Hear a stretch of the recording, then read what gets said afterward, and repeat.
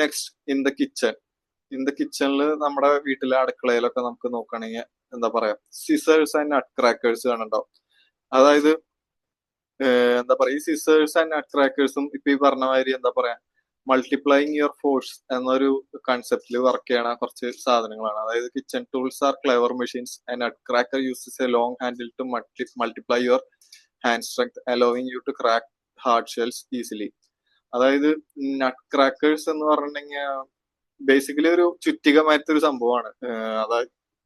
അതായത് ഈ ചുറ്റികകളൊക്കെ നിങ്ങൾ ശ്രദ്ധിച്ചു കഴിഞ്ഞാൽ കാണാം, അതിന്റെ ഹാൻഡിലിന്റെ ലെങ്ത് കൂടുതലായിരിക്കും. അതിനുള്ള റീസൺ എന്താ?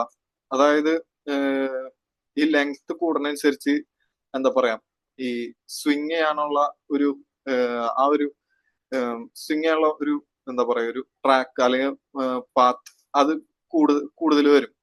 അതുകൊണ്ട് തന്നെ അവിടെ ഒരു ഫോഴ്സ് മൾട്ടിപ്ലൈ ചെയ്യാനുള്ള ഒരു എന്താ പറയാ ചാൻസ് ഉണ്ട്. അതുകൊണ്ടാണ് ഈ പറഞ്ഞ ലെവേഴ്സിന്റെ, ഈ പറഞ്ഞ ചുറ്റികളുടെ ഇതിന്റെയൊക്കെ എന്താ പറയാ, ഈ പറഞ്ഞ ഹാൻഡിലും അതുപോലെ തന്നെ അതിന്റെ ഒരു എൻഡ് പോയിന്റും തമ്മിലുള്ള ഡിസ്റ്റൻസ് അത്യാവശ്യം കൂട്ടിയിരിക്കുന്നത്. അത് ഷോർട്ട് ആയിട്ടുണ്ടെങ്കിൽ ആ ഒരു എന്താ ഒരു സ്വിങ് ചെയ്യുമ്പോ ട്രാവൽ ചെയ്യാനുള്ള പാത്ത് കുറഞ്ഞു വരും. അപ്പൊ അതുകൊണ്ട് തന്നെ ഫോഴ്സും കുറയും.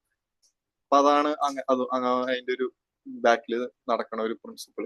പിന്നെ അതുപോലെ തന്നെ scissors are actually double levers that focus all your effort into a tiny sharp point to cut through papers.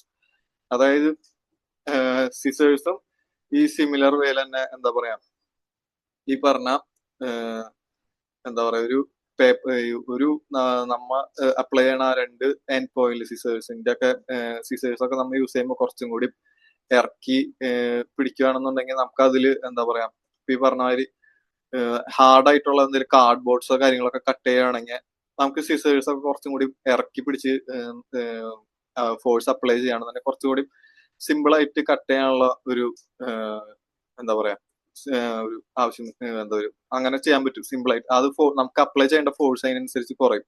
But നേരെ മറിച്ച് നമ്മ അതിന്റെ സിസേഴ്സിന്റെ ആ ഒരു കണക്റ്റിംഗ് പോയിന്റിന്റെ അവിടെ അടുത്തായിട്ട് പിടിച്ചിട്ട് കട്ട് ചെയ്യാൻ നോക്കുകയാണെങ്കിൽ നിങ്ങൾ ശ്രദ്ധിച്ചു കഴിഞ്ഞാൽ നിങ്ങൾക്ക് മനസ്സിലാവും, ഈ പറഞ്ഞ കാർഡ് ബോർഡ്സും കാര്യങ്ങളൊക്കെ കട്ട് ചെയ്യാൻ പറ്റി കുറച്ച് പാടുപെടും. അപ്പൊ അതും ഇപ്പൊ ഈ പറഞ്ഞ മാതിരി എന്താ പറയാ, ഈ ഫോഴ്സ് കൂടാനും കുറയാനുള്ള റീസൺ എന്ന് പറഞ്ഞാൽ നമ്മ ഈ പറയണ മാതിരി ദൂരെ പിടിച്ചു കഴിഞ്ഞിട്ടുണ്ടെങ്കിൽ ഇപ്പൊ എന്താ പറയാ, ആ ഒരു എൻഡ് പോയിന്റിൽ വരുന്ന ആ ഒരു ഫോഴ്സ് അത് അതായത് ആ കാർഡ്ബോർഡിൽ അപ്ലൈ ആവുന്ന ഫോഴ്സ് കൂടുതലായിരിക്കും നമ്മ ഇറക്കി പിടിക്കുമ്പോ. അപ്പൊ അതാണ് അതിന്റെ ബാക്കിലുള്ള ഈ പറഞ്ഞ ഈ ഒരു അപ്ലൈഡ് മെക്കാനിക്സ് എന്ന് പറയുന്നത്. പിന്നെ അതുപോലെ തന്നെ ഓപ്പണിംഗ് ഡോർസ് ആൻഡ് ജാർസ്. ഇപ്പൊ ഈ പറഞ്ഞ മാതിരി നിങ്ങളുടെ വീട്ടിൽ വാതിലുണ്ടല്ലോ, വാതിലൊക്കെ ശ്രദ്ധിച്ചു വെക്കാൻ മനസ്സിലാവും. വാതിലിന്റെ ഇപ്പൊ എന്താ പറയാ, വാതിലിന്റെ അറ്റത്തായിരിക്കും ഈ പറഞ്ഞ ഹാൻഡിൽസ്. അതായത് ഞാൻ ജസ്റ്റ് വേണമെങ്കിൽ ഒന്ന് വരച്ച് കാണിച്ചു തരാം. അതായത് ഇതിപ്പോ നിങ്ങളുടെ വീട്ടിലൊരു വാതിലാന്ന് വിചാരിക്കാം. അത് ഈ ഒരു പോർഷനിലായിരിക്കും ചിലപ്പോ നമ്മുടെ വാളായിട്ട് കണക്ട് ചെയ്ത് വരുന്നത്. അതിന്റെ ഈ അറ്റത്ത് ഹാൻഡിൽ വരാനുള്ള ഒരു റീസൺ എന്ന് വെച്ചിട്ടുണ്ടെങ്കിൽ അതും ഈ പറഞ്ഞ മാതിരി ഫോഴ്സിന്റെ എന്താ പറയാ, ഈ പറഞ്ഞ ടോർക്ക് എന്ന് പറഞ്ഞിട്ടുള്ള ഒരു സാധനത്തിന്റെ ഒരു അപ്ലിക്കേഷനാണ് അവിടെ വരുന്നത്. അതായത് എത്രത്തോളം നമ്മൾ ദൂരെ പോയി ഹാൻഡിൽ ഫിറ്റ് ചെയ്യണോ അത്രയും സിമ്പിൾ ആയിട്ട് നമുക്ക് ഡോർ തുറക്കാനും അടയ്ക്കാനും പറ്റും. ബട്ട് റാദർ ഇവിടെ നിങ്ങളുടെ ഈ വാതില് പറ്റുന്നുണ്ടെങ്കിൽ നിങ്ങൾ അടുത്തുള്ള ഈ ഭാഗത്ത് പോയിട്ട് ഒന്ന് പിടിച്ച് തുറക്കാനോ അടയ്ക്കാനോ നോക്കി നിങ്ങൾക്ക് കുറച്ചുകൂടി ഫോഴ്സ് കൂടുതലായിട്ട് അപ്ലൈ ചെയ്യേണ്ടതായിട്ട് വരും. അപ്പൊ അത് ബേസിക്കലി ഈ റൊട്ടേറ്റിംഗ് ഒബ്ജക്ട്സിന്റെ ഇവിടെ അതായത് അതിന്റെ ഹിഞ്ചസിൽ വരുന്ന ഒരു ടോർക്ക് എന്ന് പറഞ്ഞിട്ടുള്ള ഒരു സംഭവത്തിന്റെ ഒരു അപ്ലിക്കേഷൻ ആണ് അവിടെ വരുന്നത്. പിന്നെ അതുപോലെ തന്നെ സ്ക്രൂ പവർ, അതായത് നിങ്ങൾ ശ്രദ്ധിച്ചിട്ടുണ്ടാവും, അതായത് jar lids use inclined planes threads wrapped around a cylinder to convert circular motion into a tight grip. അതായത് നിങ്ങളുടെ ജാർസോ അല്ലെങ്കിൽ എന്തെങ്കിലും വാട്ടർ ബോട്ടിലൊക്കെ ആയാലും അതിന്റെ മുകളിൽ ഒരു ത്രെഡ് കാണും.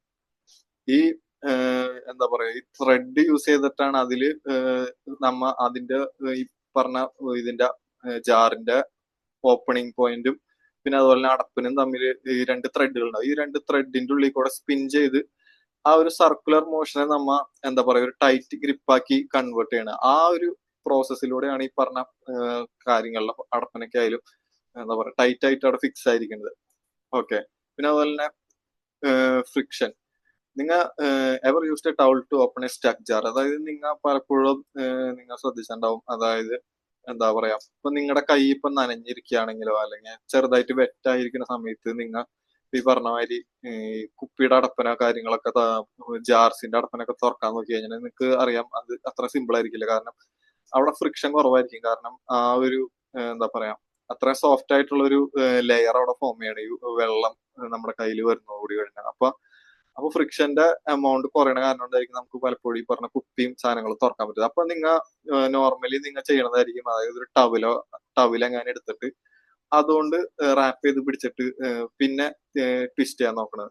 അതെന്തുകൊണ്ട് അത് ബേസിക്കലി പറഞ്ഞ ഈ കൈയുടെയും പിന്നെ അതുപോലെ തന്നെ ഈ കുപ്പിയുടെ എന്താ പറയാ, ഈ ജാറിന്റെ അടപ്പന്റെ തമ്മിലുള്ള ഫ്രിക്ഷൻ കുറയ്ക്കാൻ വേണ്ടിയായിരിക്കും നമ്മ ഈ പറഞ്ഞ ടവല് കാര്യങ്ങളൊക്കെ അപ്ലൈ ചെയ്യുന്നത്. ടവലിന് അറിയാം നമുക്കൊരു അത്യാവശ്യം ഹാർഡ് സർഫേസ് ആയതുകൊണ്ട് തന്നെ അത് അവിടെ പെട്ടെന്ന് സ്റ്റിക്കായി ഇരിക്കുകയും ചെയ്യും, നമുക്ക് സുഖമായിട്ട് തുറക്കാനും പറ്റും. ഓക്കെ, അപ്പൊ ഇതാണ് നമ്മുടെ ഈ പറഞ്ഞ ഡേ ടു ഡേ ലൈഫിൽ തന്നെ അപ്ലൈഡ് മെക്കാനിക്സിന്റെ കുറച്ച് ഇത്. പിന്നെ